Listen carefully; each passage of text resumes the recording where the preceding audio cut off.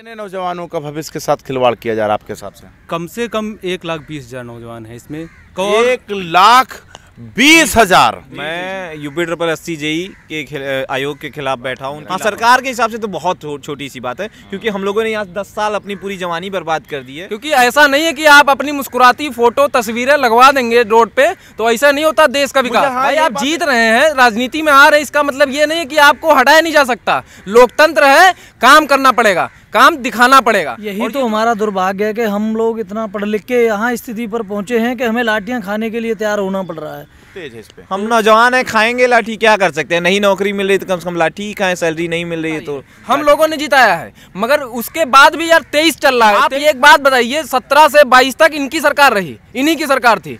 16 की वैकेंसी है, 17 से 22 तक में क्लियर क्यों नहीं हो पाई? वो एक सिक्योरिटी कंपनी इंजीनियरों की भर्ती कर रही है आउटसोर्सिंग द्वारा 12-13 हजार रुपए में। सर क्या क्वालिटी की आप एक्सपेक्टेशन रख रहे हैं?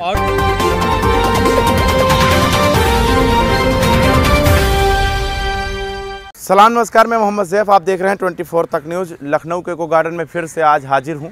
आप देख सकते हैं यहां पर विशाल धरना प्रदर्शन अनिश्चितकालीन लोग कर रहे हैं, अनिश्चितकालीन सत्याग्रह भी कर रहे हैं और इनका कहना हमारी मांगें पूरी हों। और आप देख सकते हैं बैनर पे, और इनसे जुबानी भी हम जान लेंगे कि ये लोग क्या कहना चाहते हैं, आखिर यहाँ पर क्यों बैठे हैं। हालांकि मैंने अक्सर देखा है कि लखनऊ के इको गार्डन में युवा आते हैं सरकार से अपनी मांगों को मनवाने के लिए, उन्हें निराशा ही मिलता है। लेकिन अब नौजवान हैं, अगर वो बैठे हैं तो अच्छी बात है। जब तक बच्चा रोता नहीं तब तक कुछ मिलता नहीं। माँ भी दूध नहीं नाम पिलाती। बताइए सर, मेरा नाम गौरव दीक्षित है और मैं मिर्ज़ापुर से आया हूँ। मैं यूपी SSC जेई के आयोग के खिलाफ बैठा हूँ, उनकी लापरवाही के खिलाफ। चूँकि ये हम लोग की नोटिफिकेशन आया था हम लोग का 2016 में, और उसका एग्ज़ाम इन्होंने हम लोग के 8-10 धरने के बाद कराया, जो है 21 में, दिसंबर 21 में। वो भी हम लोग धरना दिए फिर, और एक नोटिफिकेशन आया था 2018 में, जिसका एग्ज़ाम हुआ है 2022 में अप्रैल में, जिसका दिसंबर वाले का अभी तक जो है रिजल्ट नहीं जारी किया गया। पता तक नहीं होगा। नहीं, अभी तो कोई, वो ठंडे बस्ते में पड़ गया है। आयोग हम लोग कई बार गए, उन्होंने सिर्फ हमको आश्वासन दिया जाइए आपका सितंबर में आ जाएगा। सितंबर भी था, उन्होंने बोला, फिर हम लोग गए तो वो बोले नवंबर में आ जाएगा, अक्टूबर में आ जाएगा, दीपावली अच्छी गुजरेगी आपकी। लेकिन सिर्फ आश्वासन मिला और रिजल्ट नहीं जारी हुआ। दिया का तेल नहीं मिला। नहीं, बिल्कुल नहीं मिला सर। और उसी के खिलाफ हम लोग यहाँ बैठे हुए हैं कि जब तक रिजल्ट नहीं जारी होगा तब तक हम लोग यहाँ से हटेंगे नहीं। बस इतनी सी बात थी। इतनी सी बात नहीं है ना, 2018 के बाद कोई नोटिफिकेशन नहीं आया हम लोग की, कोई जेई की वैकेंसी नहीं आई है। नहीं, सरकार के हिसाब से इतनी सी बात है मेरा। हाँ, सरकार के हिसाब से तो बहुत छोटी सी बात है, क्योंकि हम लोगों ने यहाँ 10 साल अपनी पूरी जवानी बर्बाद कर दी है। उनके लिए वो बड़ी चीज़ नहीं है, न आयोग के लिए बड़ी नहीं चीज़ है। योगी जी भाई, उनको पता नहीं उन तक खबर पहुँच रही है कि नहीं पहुँच रही है। पहुँचेगी, हम उम्मीद करते हैं पहुँचेगी। लेकिन आयोग के लिए ये बड़ी बात नहीं है कि आपने अपनी जवानी बर्बाद कर दी सिर्फ जेई की तैयारी के लिए। अरे ये आप ये समझ लीजिए, 16 में नोटिफिकेशन आया है और आज 22 ख़त्म होने वाला है। मोटा मोटा अगर देख लें आप तो 6 साल ख़त्म हो गए, 7वां साल लगने वाला है।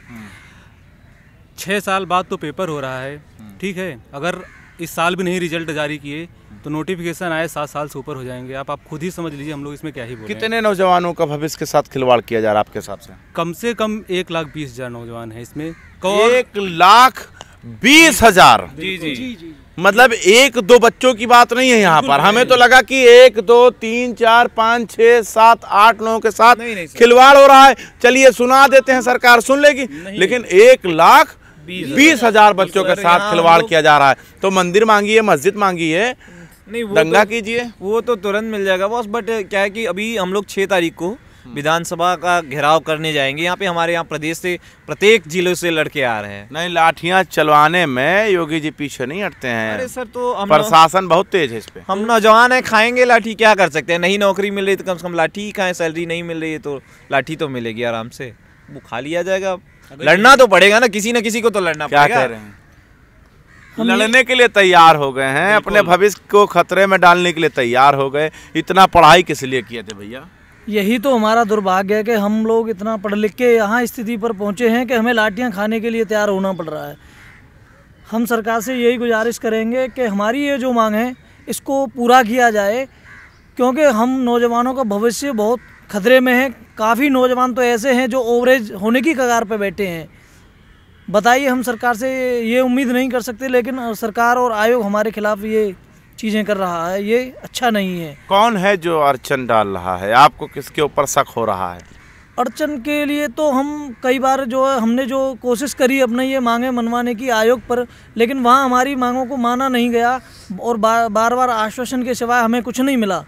इस वजह से हम यहाँ इको गार्डन में अनशन के लिए और धरने के लिए मजबूर हुए हैं और ये हमारी मांगें मानी नहीं जाएंगी तब तक हम इस यहाँ से उठेंगे नहीं। आयोग का कहना है कि उनके पास मैन पावर नहीं है।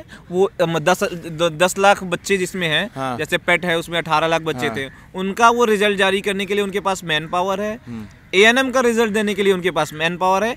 1,20,000 बच्चों की कॉपी चेक करने के लिए उनके पास मैन पावर नहीं है। रात के 2 बजे शपथ दिलाना हो तो कोर्ट खुल जाएगा। नहीं, बिल्कुल हाँ, उसके लिए तो खुल जाएगा, लेकिन 1,20,000 बच्चे उनके लिए मैटर नहीं करते हैं। उन्हें इंजीनियर्स की ज़रूरत नहीं है किसी भी डिपार्टमेंट में।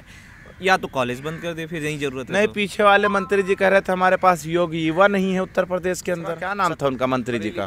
बरेली के विधायक थे साहब, वो सतीश चंद्र मिश्रा। वो तो कह रहे हमारे पास योग्य युवा नहीं है पिछली सरकार में, योगी जी के सरकार में। आप ठीक है, आप लोग किस योग्यता पे वहाँ तक पहुँचे हैं भाई? हम ही तो आपको पहुँचाए हैं अपने भविष्य के लिए। योग्यता का पैमाना ही तय करना है ना, तो फिर सबके लिए तय हो भाई, सीधी सी बात है। सिर्फ हमारे लिए क्यों तय हो योग्यता का पैमाना? सारी योग्यता आप हमारी तो क्या जोर भरेंगे, क्या हुंकार भरेंगे? सर देखिए, मैं यही कहूँगा कि देखिए, राजनीति तो हमें करनी नहीं है। पहली चीज, नौजवान कहाँ से राजनीति में आएगा? सब तो बंद कर दिया है। बट बात ये है कि जैसे 16 की वैकेंसी है, तो उसमें 300 वैकेंसी है, सिर्फ 300 या 350 की 289 मतलब वैकेंसीज हैं, जिनमें 289 बच्चों को सिर्फ रिजल्ट बनाना है। और वो 289 का रिजल्ट ये बना नहीं पा रहे। पिछले 6 साल हो गए। दिसंबर खत्म होने वाला है। अभी ये मान के चलिए 26-27 दिन बचा है पूरा दिसंबर में। अब 23 लग जाएगा, उसमें भी अभी डीवी होगी, फिर डीवी के बाद फाइनल रिजल्ट आएगा, फिर ज्वाइनिंग होगी। तो ये इतना सारा टाइम अभी पूरा 23 में भी 6-7 महीने जाने वाले हैं।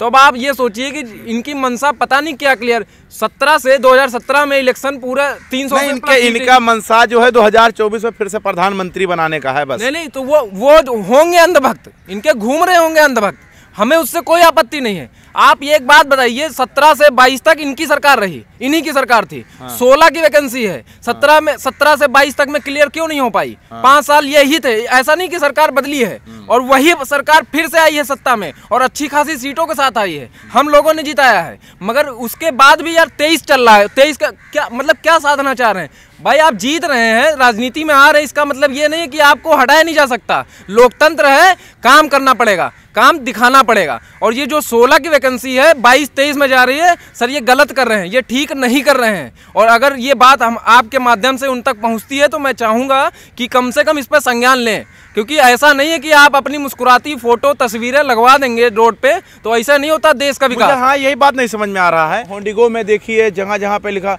मैंने युवाओं को रोजगार दिया है और मुस्कुराते हुए फोटो लगाया गया है, और आप लोग यहाँ सड़कों पे बैठे हुए हैं। सब तकियानुसी बातें हैं। किसको रोजगार मिला है आप उससे पूछे जाके, खाली हवाई बातें की जा रही हैं, कागज पे कुछ नहीं है। और कागज पे है भी तो वो सारा फॉल्स डेटा ये लोग कलेक्ट करके पिछली भर्तियों को उठा के, जो इनके टाइम पे हुई भी नहीं है, ये उसका डेटा जो है हमको रिप्रेजेंट कर रहे हैं सामने, चाहे वो सेंट्रल लेवल पे हो चाहे स्टेट लेवल पे हो। दूसरी बात, ये मुझे लगता है कि ये जो देश को या हमारे स्टेट को ये पीछे की डायरेक्शन, रिवर्स डायरेक्शन में ले जा रहे हैं। अगर ये इंजीनियर भर्ती नहीं कर रहे हैं तो इसका मतलब ये है कि इनको काम ही नहीं करवाना है। साफ बात तो यही है कि इनको काम नहीं करवाना है, इनको डेवलपमेंट चाहिए ही नहीं। ये लोग जो है टेम्पररी इंजीनियर रख के क्वालिटी से समझौता कर रहे हैं, देश को पीछे ले जा रहे हैं। आजकल जगह जगह पुल ब्रिज न्यूज़ में आ रही गिर रहे हैं, और कंपनियों को ठेका दिया जाएगा। वहाँ के जो अनक्वालिफाइड ये रहते हैं इंजीनियर 10-10 हज़ार रुपये रख लेते हैं, वो क्या करते हैं, हमारा करोड़ों का नुकसान कर देते हैं। पैसा किसका गया? जनता का, इनको क्या है? अच्छा, एक छोटा सा सवाल मुझे, अच्छा है कि आप सारे लोग पढ़े लिखे एजुकेट लोग हैं और जानते भी हैं बहुत अच्छे। यार मुझे एक बात नहीं समझ में आ रहा है कि लखनऊ के अंदर और उत्तर प्रदेश के दीगर जिलाओं में हमने देखा है कि विकास होता है, दूसरे दिन वो रोड गिर जाता है, वो दूसरे दिन वो रोड उखड़ जाता है। क्या मतलब समझा जाए? इसका मतलब यही है कि आप खुद देखिए ना, 6 साल से भर्ती नहीं हुआ है इंजीनियर, कौन काम करवा रहा है? नया भर्ती होगा नहीं, पुराना रिटायर हो गया, आउटसोर्स से लोग भर्ती कर रहे हैं, उसमें पता नहीं कहाँ से कौन किसको पकड़ के ये लोग भर्ती कर ले रहे हैं। एक एक साल पे रोड का जो है दिवाला निकल जाता है। जी, तो समझ लीजिए अब क्वालिटी से किस तरह समझौता किया जा रहा। और आयोग की मैं बात बता दूं तो जब से योगी जी की सरकार है तब से एक ऐसी भर्ती नहीं निकली जिसमें फाइनल जाके उनको ज्वाइनिंग मिल गई हो, अभी तक नहीं हुआ है। एक भी नहीं। सन 2017 में इनकी सरकार आई थी, 22 खत्म हो गया, दूसरा टेन्योर शुरू हो गया, अभी तक चाहे तो अब दुनिया भर के बता दें कि हमने 1 लाख 10 लाख नौकरी दे दी है। अगर आप आयोग का प्रॉपर जाके डाटा ले लीजिए, आप लोग तो पत्रकार हैं, आप जाके देख सकते हैं कि उनके पिछले टेन्योर से लेके सेकेंड टेन्योर के बीच में कोई एक ऐसा बंदा है जो इसमें इसी में जिसका नोटिफिकेशन निकला हो और फाइनल करके ज्वाइनिंग कर ली हो उसने।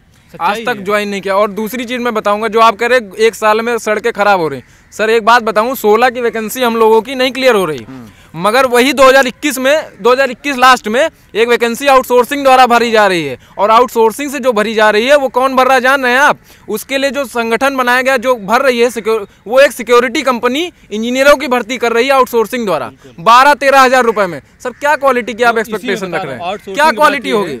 वो सिक्योरिटी, ब्लू टाइगर सिक्योरिटी नाम से कंपनी है, वो इंजीनियरों को रिक्रूट कर रही है। बहुत बहुत शुक्रिया। देखिए ये जो लोग मौजूद हैं इनके सारे दुखों को समझने के बाद एक नतीजा जो निकल कर सामने आया है, एक तो ये अपनी मांगों को लेकर सरकार के सामने बैठे हुए हैं कि हमारी मांगें पूरी होनी चाहिए। दूसरा जो लखनऊ या दीगर ज़िलों की बात अगर किया जाए कि विकास इतनी जल्दी क्यों अपना दम तोड़ देता है, तो ये साफ बात है कि अच्छे इंजीनियरों की ज़रूरत है, लेकिन सरकार इनकी तरफ ध्यान नहीं दे रही है।